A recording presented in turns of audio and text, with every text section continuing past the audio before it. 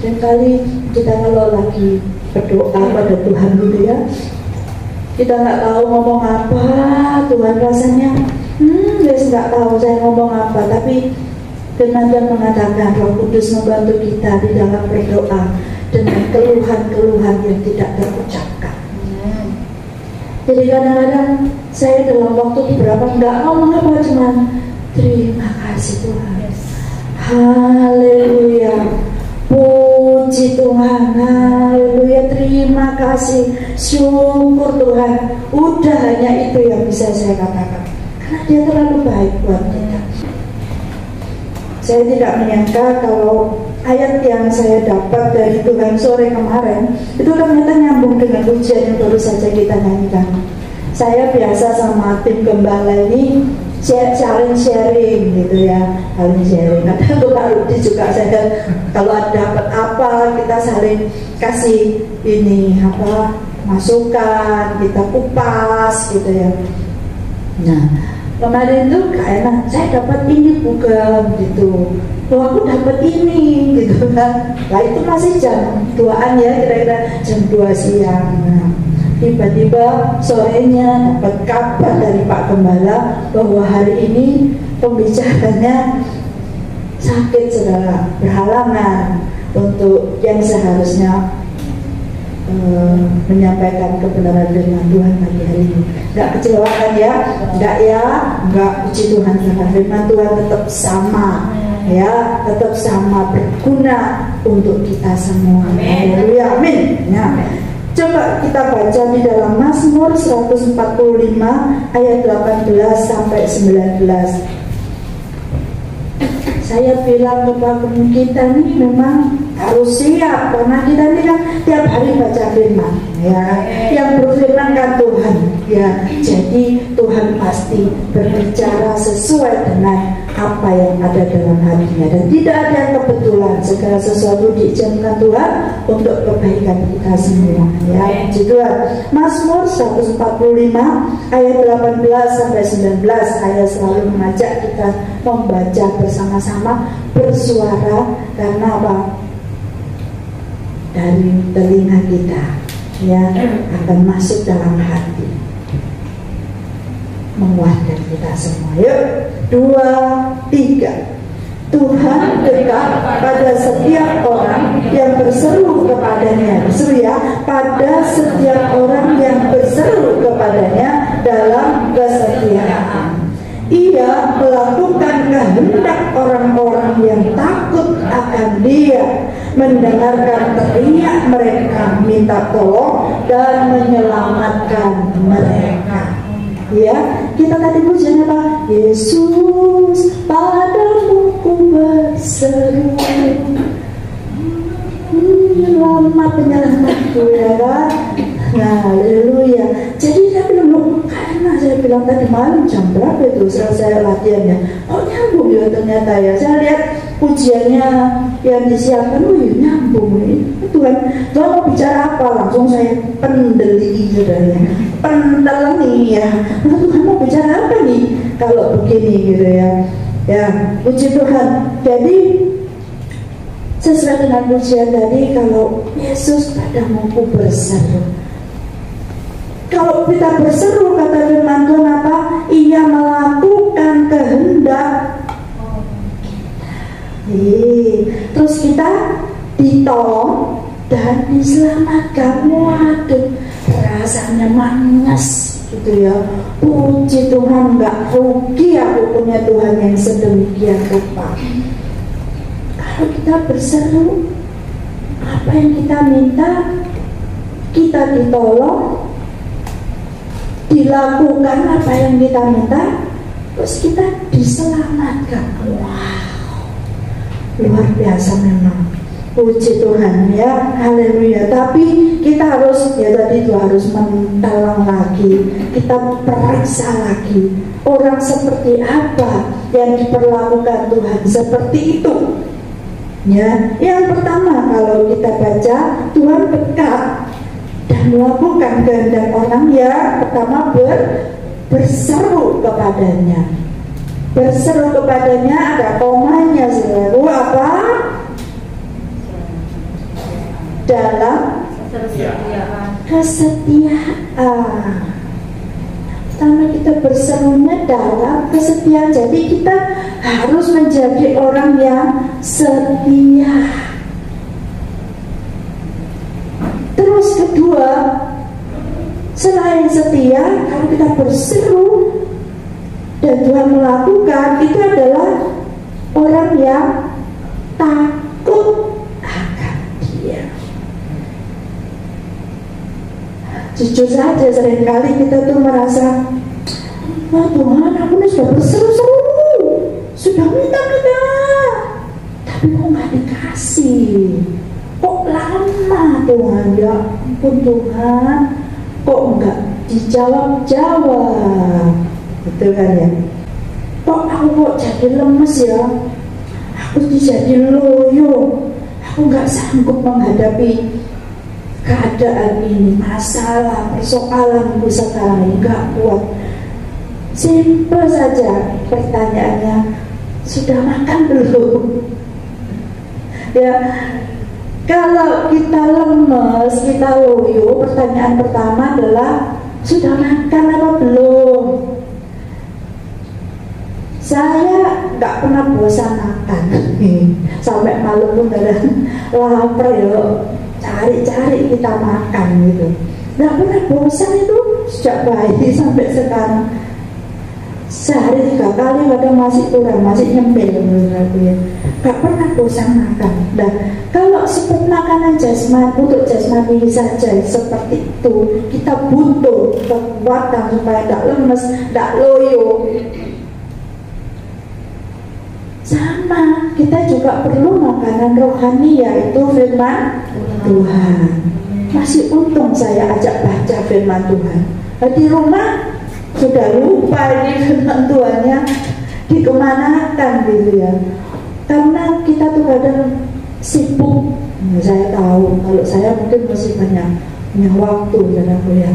Tapi ada orang-orang yang sangat sibuk, mulai bangun muka mata tuh sudah kata-kata yang harus dikerjakan, harus ini, harus itu, dibuat sibuk, belum ada masalah lagi. Aduh, lah baca firmannya kapan? Nanti malam dah, kalau mau tidur baru mulai tak sudah 10 menit sebelum tidur kan. Kadang-kadang ada yang bertanya, kalau saya belum kirim, mesti saya dioyak-oyak itu karena rupanya di forward lagi gitu, dikirim, dia sudah janji kirim lagi lah. Itu harus kita sampaikan gitu ya, gak cukup seminggu sekali, gak cukup ya. Seperti kita makan jasmani, demikianlah juga kita juga harus makan rohani, supaya tidak loyo, supaya kita kuat, kita bisa menghadapi segala masalah ya. Karena ada tertulis di dalam Matius 4 ayat 4. Ayo dibaca aja Matius 4 ayat 4. Kita baca bersama-sama Matius 4 ayat 4. Yuk, 2, 3. Tetapi Yesus menjawab, ada tertulis, manusia hidup bukan dari roti saja, tetapi dari setiap firman yang keluar dari mulut Allah. Ini yang membuat kita kuat, yang membuat kita bisa bertahan. Makan rohani ya, makanan rohani yaitu firman Tuhan. Manusia hidup bukan dari roti saja, tetapi dari setiap firman yang keluar dari mulut Allah. Makan terus, jangan pernah bosan. Saya yakin kita tidak akan bosan baca firman Tuhan, karena itulah kebenaran yang kita pegang ya. Kita ini harus menyadari siapa diri kita ini, siapa. Sadar ya. Kalau seekor burung misalnya, dia menganggap dirinya ayam, maka dia tidak akan mengepak-kepakkan sayapnya untuk terbang. Dia akan ceker-ceker ya, melompat ke sana kemari, cuma ngambil ya, apa namanya makanan itu, jagung, apa itu ya, pokoknya makanan ayam itu. Karena dia tidak menyadari kalau dirinya itu buruk, melompat ke sana kemari nggak ada artinya. Dia akan merasa dirinya kok gini ya, kok gak pas gitu sepertinya. Nah, kita ini harus sadar siapa diri kita. Kalau orang Kristen tidak menyadari dirinya adalah anak Allah, sudah pasti segala perilakunya tidak akan sesuai dengan standar-standarnya Allah. Sebagai anak Allah kita harus memiliki kekuatan. Kita ini punya kemampuan yang dari Tuhan tentunya. Kalau kemampuan kita adalah kecil, kita nggak bisa apa-apa kok. Kita gampang loyo, gampang kecewa, gampang tersinggung, gampang marah, capek.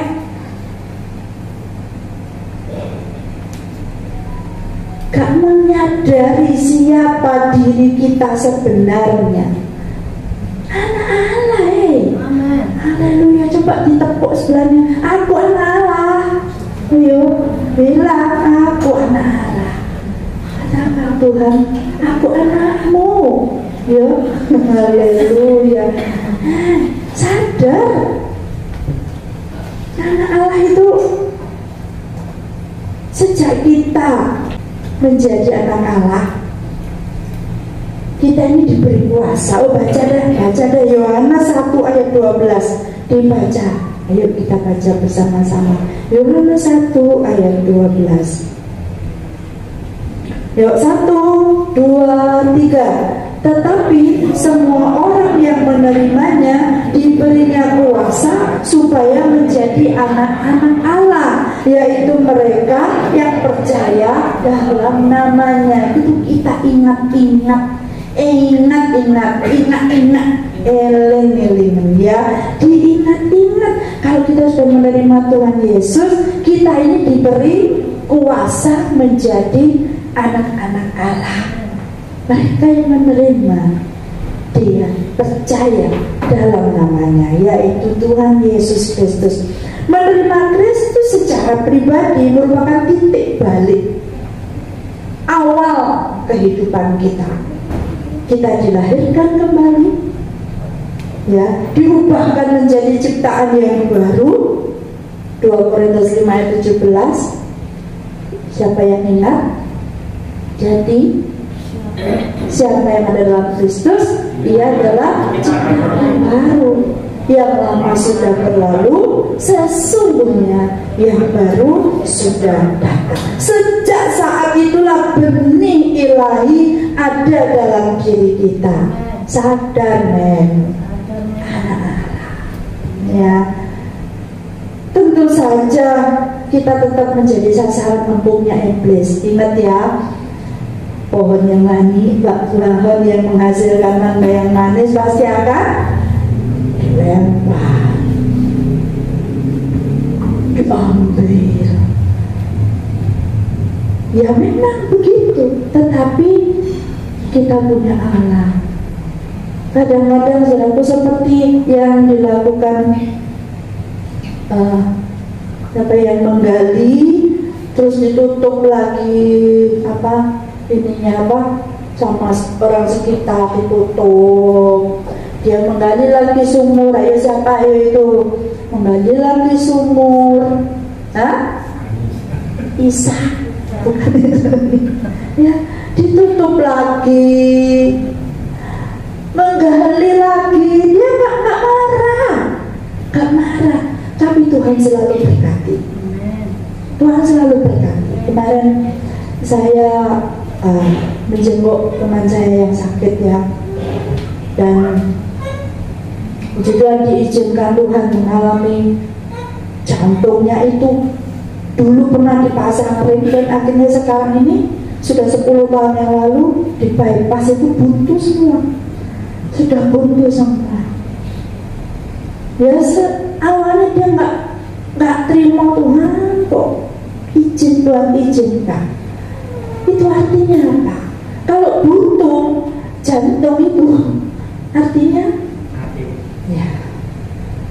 Tetapi ketika dokter itu melihat dengan seksama 1,5 jam dilihat apa yang menyebabkan dia masih bisa hidup, ada pembuluh-pembuluh kecil yang di sekelilingnya itu ternyata yang membuat jantungnya masih berdenyut.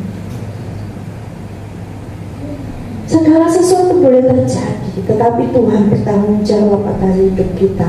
Dan kalau Tuhan izinkan anaknya juga dikeluarkan dari pekerjaannya, tetapi Tuhan tidak berhenti. Kalau Tuhan mau berperkara, Tuhan mau jadikan kita saksinya, Tuhan berikan jalan keluar, ya, diberi pekerjaan yang lain. Tidak takut, sasaran empuk iblis memang. Kalau kita tidak kuat, bisa gila, ya, menghadapi masalah yang bertubi-tubi. Kita tidak akan kuat menghadapinya. Untuk itulah Yohanes tak henti-hentinya menulis tentang kebenaran ini, yaitu kita adalah anak-anak Allah. Sesibuk apapun, beri waktu untuk Tuhan, berjuang dan berperilaku atas dasar kebenaran firman Tuhan. Itu yang harus kita lakukan. Jangan loyo, jangan suka bolos. Bolos apa? Bolos doa, bolos baca firman, bolos ibadah, ya. Kalau kita mau, kita bisa. Tidak ada yang tidak bisa.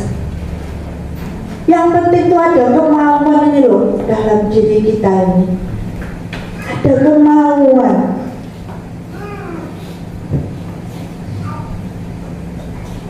Tuhan Allah tidak pernah membuang kita.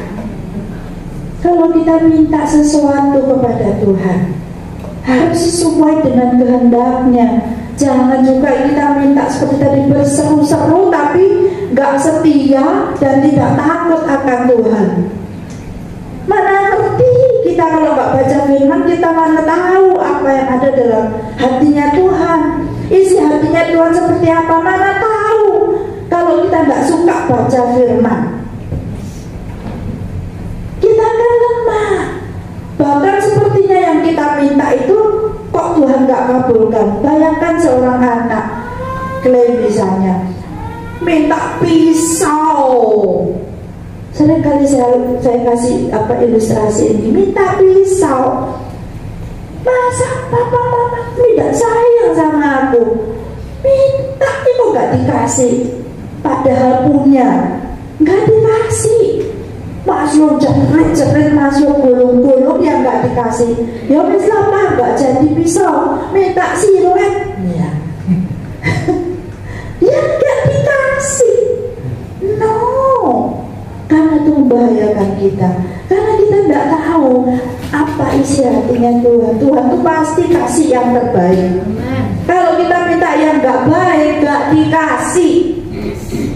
Percayalah, gak dikasih sama Tuhan, karena itu membahayakan kita. Tuhan itu senang kasih kita, itu senang, saya tahu. Misalnya di gampang-gampangannya ini saya kasih ilustrasi papa mamanya kelihatan. Kalau papanya tuh biasanya dia kasih untuk anaknya itu yang berhubungan dengan keamanan. Wah, diberikan playmat. Nah, terus ini 2 juta berapa dibeli, karena apa? Untuk anaknya itu aman.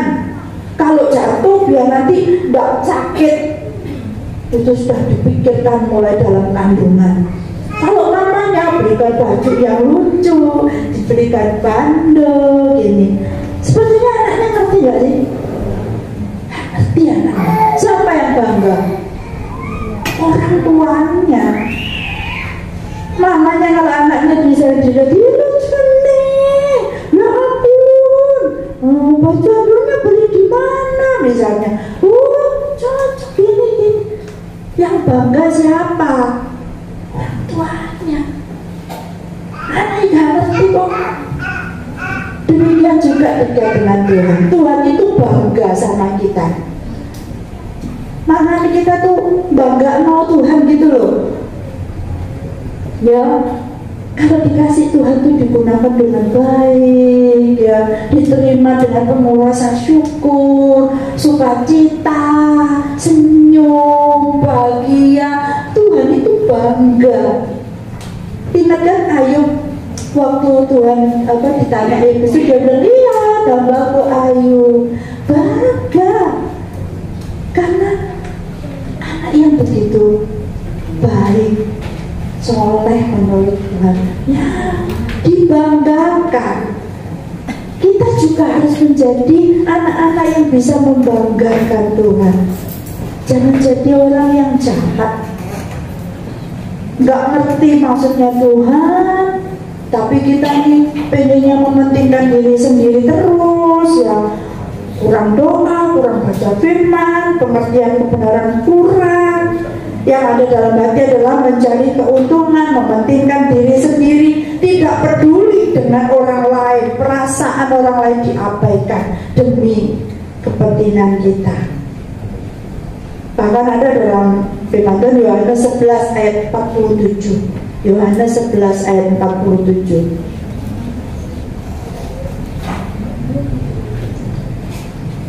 Ayo kita baca 2, 3. Lalu imam-imam kepala dan orang-orang Farisi memanggil mahkamah agama untuk berkumpul, dan mereka berkata, apakah yang harus kita buat?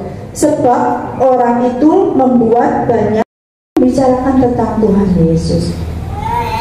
Saat ini apakah kita masih memiliki pikiran-pikiran negatif terhadap seseorang yang baik sama kita, yang berperilaku baik, benar, mulia? Tapi kita curiga, jangan-jangan selalu memiliki pikiran yang tidak baik, ya, terus dijauhi, disepak-sepak itu orang yang baik, tapi nggak sesuai dengan keinginan kita, dicari-cari kesalahannya, ya, dibuat tidak nyaman. Jangan, ya. Kalau kita dalam satu komunitas, marilah kita saling memperhatikan, peduli sama satu dengan yang lain untuk kebaikan kita bersama. Kita harus introspeksi dan banyak-banyak belajar firman Tuhan yang mengajarkan kebenaran.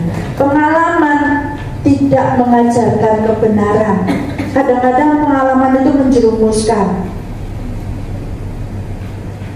Tetapi Tuhan itu selalu memberi kesempatan kepada kita,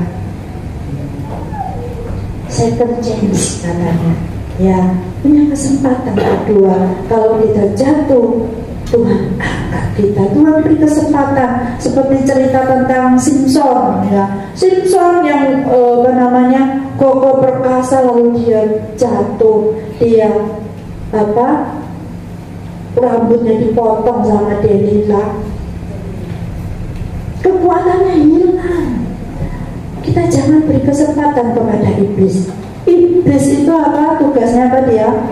Mencuri, membunuh, dan membinasakan. Kita jangan seperti iblis, ya. Tetapi Tuhan kita selalu beri kesempatan kedua. Ketika Simpson bilang, Tuhan, dia sudah dipermalukan, dia dijadikan badut di sana, dia bilang, Tuhan, beri aku kekuatan, ampuni. Sekali lagi beri aku kesempatan. Tuhan kasih enggak? Kasih. Tidak, dengan tidak ini rambutnya tumbuh kembali dan dia bisa menghancurkan tiang-tiang yang besar itu, dia robohkan seperti itu. Punya kekuatan kembali. Mereka mengira bahwa Tuhan sudah tidak mau lagi sama Simpson. Saat ini, kalau kita merasa diri kita gagal, merasa diri kita tidak berguna, aku sudah melakukan kesalahan besar, aku berdosa kepada Tuhan, Tuhan masih mau terima kita. Kesempatan ini, minggu-minggu Paskah ini, ayo kita perbaiki diri kita, perbaiki diri kita untuk menjadi lebih baik, menjadi anak kesayangannya Tuhan yang selalu memberi kesempatan. Tuhan tidak pernah buang kita, jangan kita buang Tuhan. kita yang menjauh dari Tuhan. Tuhan tidak pernah menjauh dari kita. Dia dekat, sangat dekat, ada dalam hati kita. Ya, jadi jangan ada kata pokoknya gitu ya, pokoknya aku, wes, gak peduli aku pokoknya. Kita harus rendah hati, ramah-tamah, saling mengasihi, karena Allah itu kasih. Ya, saya ingatkan, kalau mau dipanjangkan panjang sekali, tetapi saya ingatkan kita akan tetap dalam masalah. Tetap persoalan itu ada, tidak mungkin gak ada. Contohnya gampang, kemarin saudaraku, saya ini sudah enak-enak ya wis, sekarang bangun tidur gampang, sudah nyaman, waduh, sudah sehat merasa ya. Oh puji Tuhan, sudah dari sakit ini sudah tinggal 40% lah kira-kira. Saya harus tetap hati-hati. Kemarin pagi ada April Mop saudaraku. Waduh, saya bangun tidur mau bikin minum, buka laci. Yang pernah rumah saya tahu laci sendok garpu itu, ya itu kan berat, itu pisau dan ada kecoa di situ saudaraku. Tidak sadar, apa ya, spontan lah istilahnya, spontan. Tak angkat saudaraku, tak angkat. Aku tidak mau tahu angkat, dan gila, saya kan gila ada kecoa. Tak angkat, tak turun, teretek. Haleluya. Wes, kena amuk saya. Saya sendiri kalau sakit, waduh, terus langsung mestinya mau jalan pagi nggak jadi, mau olahraga sama aku nggak jadi, malah kena Senin. Padahal kemarin itu Sabtu. Waduh, amuk. Jangan mati, masalah tetap ada. Ya, tetapi Tuhan pasti tolong kita. Ya, kita menyadari itu salah DOP. Kita ini banyak salah. Kita ini banyak melakukan kesalahan-kesalahan, sengaja ataupun tidak. Kita banyak melakukan kesalahan. Tetapi kesalahan, jangan sampai kesalahan yang membuat kita tidak bisa diampuni ya, mendukakan Roh Kudus. Nah, itu sangat fatal. Jangan sampai sebenarnya. Tapi spontanitas seperti itu di sana ini ya sudah. Diam orang di sana dia mau salah gitu loh. Jangan takut saudara ya. Puji Tuhan. Jadi saya ingatkan kembali, kita harus tetap berseru-seru kepada Tuhan. Syaratnya apa? Jangan lupa dari syaratnya apa tadi?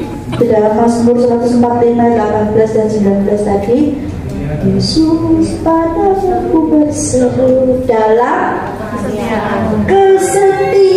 Setia, oh saudaraku, tak ingatkan setia dan dua apa? Takut akan Tuhan. Jangan hidup sembrono, jangan ngawur. Saya ingatkan lagi, jangan memikirkan hanya kepentingan diri sendiri. Ingatlah, Tuhan ada bersama kita. Lakukanlah semua yang menyenangkan hati Tuhan. Itu yang paling penting ya. Tuh, haleluya, berseru, setia, takut akan Dia. Kalau kita tidak semangat, kalau kita loyo, kita lemah lulai, tak berdaya, itu berarti apa? Berarti apa kalau kita tadi dulu, kenapa ya aku kok nggak bisa menghadapi ini, aku kok loyo, aku kok nggak bisa apa-apa, apa tadi tuh? Lalu kesediaan apa? Karena belum makan.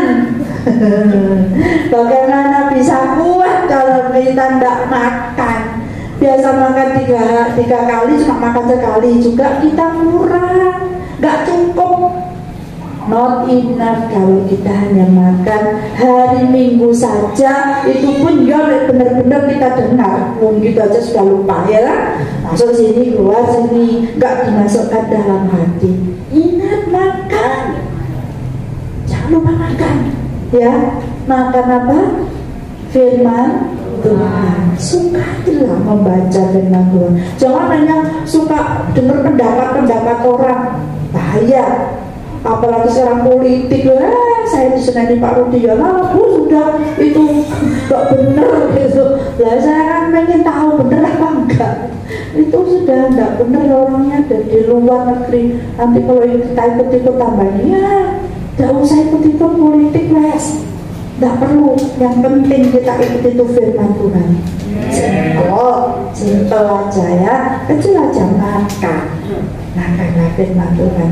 Ya, ada tertulis apa? Matius 4:4 itu ada tertulis manusia hidup bukan dari roti saja, tetapi dari setiap firman yang keluar dari mulut Allah. Itu yang membuat kita kuat, membuat kita sehat, membuat kita mampu menghadapi tantangan apapun yang ada di depan kita.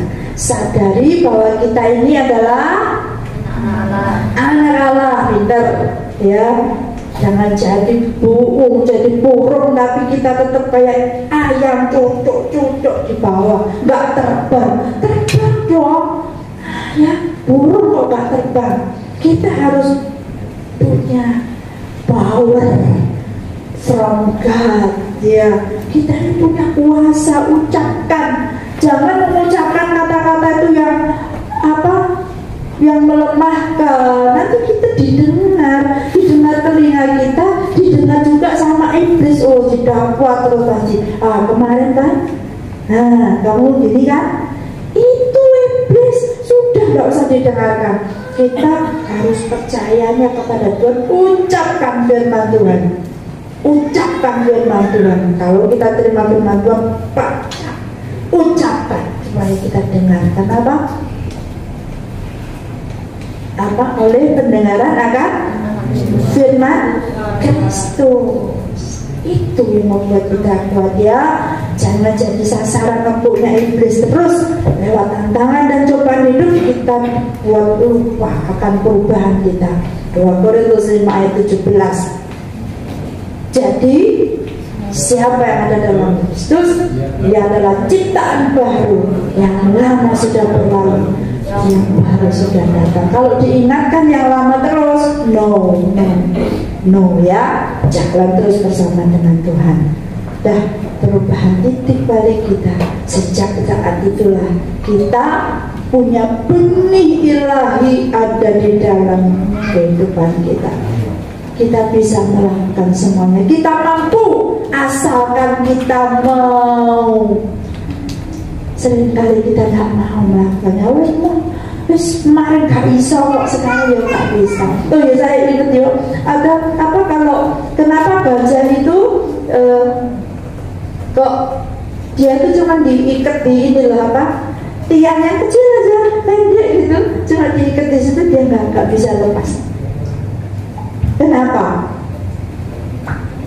Karena biasanya dia narik-narik nggak bisa. Tapi di tiang yang kuat, ditarik dia mau pergi nggak bisa. Sudah sering seperti itu, sehingga begitu ditarik di situ dia udah nggak bisa lah. Sudah nggak bisa loh. Kemarin nggak bisa. Hari ini aku juga pasti nggak bisa. Lah itu melemahkan. Harusnya dia cuma jalan sedikit aja sudah jebol. Tapi dia udah nggak mau lagi melakukan. Kita harus mau. Kalau kemarin gagal, hari ini kita bisa. Amin. Haleluya. Puji Tuhan. Terima kasih. Saya serahkan kepada Bapak Penggalang. Haleluya. Percayalah kepada Tuhan. Tuhan Yesus baik. Amin. Haleluya. Shalom. Iya. Hari ini tidak ada perjamuan kudus karena hari Jumat besok kita memperingati Jumat. Oh, ya. Bapak Ibu Saudara, ya memang minggu ini kalau saudara kita yang lain sangat mulai dari awal bulan bahwa mereka sangat khusyuk, mereka sangat menghormati dan mereka melakukan segala sesuatu, mereka ada pantang semua untuk memperingati akan kematian dan kebangkitan Tuhan. Dalam minggu ini kita benar-benar ya secara baik secara jasmani maupun secara roh jiwa kita mempersiapkan. Mungkin nggak ada yang persiapan ya untuk minggu ini. Ada yang persiapan? Saya waktu pasca saya akan pakai baju ini, sepatu ini. Ada? Ya. Kalau Natal, saya nanti beli ini, beli itu. Padahal kalau Tuhan Yesus, kalau tidak ada kematian, percumalah kita untuk beribadah. Kita tidak akan ada di gereja. Iya, makanya saya ingatkan tadi sudah dibuka sebentar oleh Ibu Gembala. Ya, tadi Yohanes 11 ayat berapa tadi? Yohanes 11 ayat 27. Iya, kita kembali ke Yohanes 11 ayat 27. Minggu ini kita akan memperingati, ini kalendernya sudah ya, tanggal 7 besok. Sekarang tanggal 2, tinggal 5 hari. Dikatakan lalu imam kepala orang-orang Farisi memanggil mahkamah agama untuk berkumpul dan mereka berkata, apakah yang harus kita buat sebab orang itu membuat banyak mujizat. Kita termasuk orang Farisi.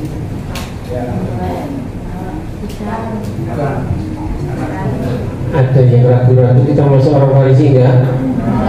Ada orang Farisi, mereka memelototi Taurat Tuhan, hafal A sampai Z, 1 sampai kesekian. Iya. Mereka aktif, imam-imam kepala juga. Tapi yang dilakukan adalah bukan suatu kebaikan yang mereka lakukan. Sepertinya bagus ya. Apa yang harus kita buat sebab orang itu membuat banyak mujizat? Kalau kita berpikir positif, mereka akan menyambut Tuhan Yesus yang sudah melakukan banyak mujizat. Tapi yang terjadi ialah ayat 53. Apa yang dilakukan? Kita baca bersama-sama 2, 3. Mulai dari hari itu mereka sepakat untuk membunuh dia. Ini yang dilakukan. Hari ini saya ajak Bapak Ibu serius untuk memperingati kebangkitan, kematian dan kebangkitannya. Mungkin kalau Bapak Ibu bisa menjawab, saya bukan menjadi pembunuh. Tapi dikatakan mulai dari hari itu mereka sepakat untuk membunuh dia. Mungkin kita tidak membunuh sesama kita dengan secara harfiah, tapi beberapa di antara kita pernah berpikir untuk membunuh, untuk mencelakai, untuk menyakiti sesama kita. Ya. Berapa kali kita sepakat untuk membunuh dia? Kelihatannya bukan saya. Tapi berapa kali kita pernah membunuh pada saat Roh Kudus berkata A, kita yang melakukannya B. Pada saat Roh Kudus ataupun firman Tuhan berkata kamu harus begini, tapi yang kita lakukan membunuh firman itu dan kita tidak melakukan. Dan itu sama dengan menyalibkan Tuhan. Berapa kali kita tidak bersaat teduh, berapa kali kita tidak melakukan hal yang Roh Kudus ingin kita lakukan. Kita maunya mujizat, kita maunya kesembuhan, kita maunya kaya, kita maunya sukses, kita maunya ini, kita maunya itu. Tapi berapa kali kita sepakat dengan dalam tanda kutip kita tidak melakukan. Kita hanya berdoa 3 kali sehari, yaitu pada waktu makan. Itu pun cepat-cepatan. Tuhan Yesus sudah lapar, Tuhan berkati, amin. Janganlah kita sampai bersepakat untuk membunuh dia. Dan seperti hari ini kita mendengar firman Tuhan, biarlah kita sepakat untuk menghidupi firman Tuhan, bukan untuk membunuh firman itu. Janganlah kita melakukan pembiaran. Biasanya. Mungkin saya lengkapi tadi ilustrasi yang dibawakan oleh Ibu Gembala. Itu si gajah. Kenapa dia hanya terpaku pada rantai kecil aja? Itu karena pada waktu si gajah, pada waktu kecil dia sudah dirantai.